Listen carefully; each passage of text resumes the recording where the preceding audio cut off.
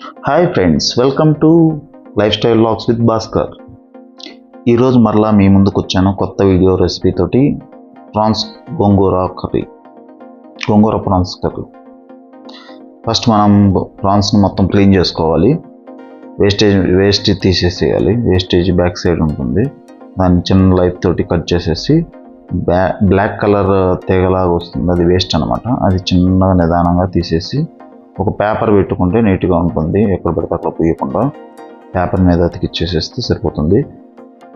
ఇది తీసేసిన తర్వాత మనం ఒక బౌల్లో వాటర్, ఒక స్పూన్ ఆఫ్ సాల్ట్, ఒక స్పూన్ ఆఫ్ టర్మరిక్ పౌడర్ వేసేసి క్లీన్ చేసుకోవాలి. దాంతోపాటు గోంగూర ఒక 2 కట్టలు తీసుకొని మొత్తం ఆకులు మొత్తం ఒలిచిపెట్టేసేసి ఒక వాటర్ బౌల్ తీసుకొని వాటర్లో నీట్గా క్లీన్ చేసుకోవాలి. క్లీన్ చేసుకుంటే మనకి దాంట్లో వచ్చే డస్ట్ లేకపోతే శాండ్ అవి మొత్తం పోతుంది. తర్వాత ఒక బాండిలో ఒక స్పూన్ ఆయిల్ వేసుకొని దానిలో మొత్తం మనం ఒలిచిపెట్టుకున్న గోంగూర మొత్తం కడిగి నీట్గా దాంట్లో వేసేసుకోవాలి. తర్వాత ఒక 10 పచ్చిమిరపకాయలు కానీ 15 పచ్చిమిరపకాయలు కానీ తీసుకొని సొగాని తుంచి బాండిలో వేసేసుకోవాలి. మొత్తం మిక్స్ చేస్తూ ఒక 5 to 10 minutes ఉడకబెట్టిన తర్వాత మిరపకాయలు గోంగూర సపరేట్ చేసుకోవాలి. సపరేట్ చేసుకొని మిరపకాయల వాటికి ఒక మిక్సీ జార్లో వేసుకొని చల్లారబెట్టుకోవాలి, పక్కన పెట్టేసేసుకోవాలి. నెక్స్ట్ మనం అల్లం వెల్లుల్లి, ఆనియన్ ఒకటి, 3 టమోటాలు మొత్తం చిన్న చిన్న పీసులు కట్ చేసేసుకొని అల్లం వెల్లుల్లిని దంచి పెట్టుకోవాలి. లేదు అని అంటే మిక్సీలో వేసుకొని పేస్ట్లా చేసుకుంటే సరిపోతుంది. చూపించిన విధంగా చిన్న చిన్న పీసెస్ తోటి చేసుకోవాలి. అల్లం పేస్ట్ ఒక 4 చిన్నులపాయలు దంచి పెట్టుకుంటే సరిపోతుంది. మసాలా ఎక్కువ వాడటం లేదు మనం. టమాటాలు కూడా అదే విధంగా చిన్నగా కట్ చేసేసి పెట్టుకొని చల్లారిన తర్వాత మనం గోంగూర పచ్చిమిరపకాయలు సపరేట్ చేసుకున్నాం కదా, అవి పక్కన పెట్టుకోవాలి, చల్లార్చుకోవాలి.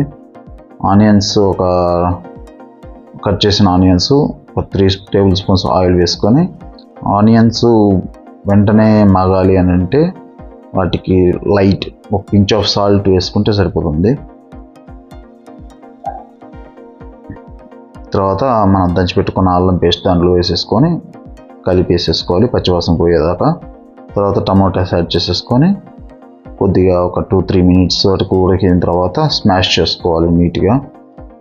తర్వాత పక్కన మనం ఒలిచిపెట్టుకున్న క్లీన్ చేసుకున్న ప్రాన్స్ మొత్తం పసుపు నీళ్ళతో కడిగి పెట్టుకున్నాం కాబట్టి మొత్తం నీట్గా కడుక్కొని ఒక 2-3 times కడిగేసేసుకుంటే ఎక్స్ట్రా ఏదైనా వేస్ట్ ఉంటే అది మొత్తం పోతుంది.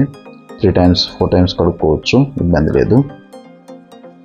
కడిగి పెట్టుకున్న ప్రాన్స్ పక్కన పెట్టేసేసుకొని అంతలోపు టమాటా మొత్తం ఉడికిన తర్వాత యాడ్ చేసుకోవాలి ప్రాన్స్. టమాటాని వెంటనే ఉడకాలి అని అంటే స్మాష్ చేసుకోవాలి. ఉడికేటప్పుడు స్మాష్ చేసుకుంటూ ఉంటుంటే తొందరగా ఉడుకుతుంది. తర్వాత 2 టేబుల్ స్పూన్స్ ఆఫ్ సాల్ట్, ఎందుకంటే గోంగూరకి మనం సాల్ట్ ఏం వాడలేదు కాబట్టి ఎక్కువ సాల్ట్ కావాల్సి వస్తుంది. మనం ఇక్కడ వేసేసుకోవచ్చు. 2 table spoons of salt, 1 table spoons of మిర్చి పౌడర్, ఎందుకంటే మనం గ్రీన్ మిర్చి వాడాం కాబట్టి మనం ఇక్కడ చిల్లీ పౌడరు తక్కువ వేసుకోవాలి. ధనియాల పొడి, మసాలా మనం ఎక్స్ట్రా మసాలా ఏం వాడలేదు. ధనియాల పొడి లైట్గా 1 టేబుల్ స్పూన్ వేసుకొని మొత్తం మిక్స్ చేసేసుకొని బాగా కలిపి మళ్ళీ టమాటాని మ్యాష్ చేసేసుకోవాలి. మొత్తం ఉడికిన తర్వాత మనం క్లీన్ చేసి పెట్టుకున్న ప్రాన్స్ దాంట్లో యాడ్ చేసేసుకొని మొత్తం మిక్స్ చేసేసి ఒక 10 to 15 minutes సిమ్లో పెట్టేసేసుకొని ఉడకబెట్టుకుంటే సరిపోతుంది. ఎక్కువ అవసరం లేదు హీటు. మొత్తం కలిపేసేసి మూత పెట్టేసేసి ఉడకబెట్టేసేసుకొని అంతలోపు మనం మిర్చి తీసి పక్కన పెట్టాం కదా చల్లార్చడానికి, దాన్ని కొద్దిగా ఉప్పు వేసేసుకొని మిక్స్ చేసుకోవాలి. మిక్సీ వేసేసుకున్న తర్వాత ఒక 10 minutes ఉడికిన తర్వాత దీంట్లోకి మనం మిర్చి స్పైస్ కోసం యాడ్ చేసుకుంటున్నాం కాబట్టి స్టార్టింగ్లో మనం చిల్లీ పౌడర్ ఎక్కువ వాడలేదు. గ్రైండ్ చేసుకున్న మిర్చి ప్లస్ గోంగూర మనం నచ్చితే మిక్సీ వేసుకోవచ్చు, ఎందుకులే అనుకుంటే డైరెక్ట్గా ఉడకబెట్టుకుంది డైరెక్ట్గా వేసేసుకోవచ్చు. కొద్దిగా పలసగా చిక్కబడ్డ తర్వాత మొత్తం యాడ్ చేసేసుకోవాలి. గోంగూర ప్లస్ మిర్చి చేసేసి సిమ్లో పెట్టేసేసుకొని మొత్తం కలిసేటట్టుగా మిక్స్ చేసేసి ఇంకొక 5 to 10 minutes ఉడకబెట్టుకుంటే సరిపోతుంది. ఇప్పటిదాకా నా ఛానల్ సబ్స్క్రైబ్ చేయకపోతే సబ్స్క్రైబ్ చేసుకోండి, లైక్ చేయండి, షేర్ చేయండి. మీ సపోర్ట్ నాకు ఎంతో ముఖ్యం.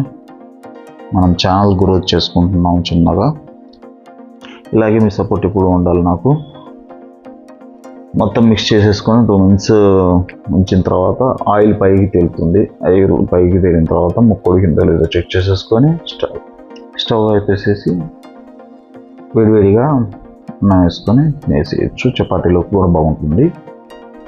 Happy Sunday.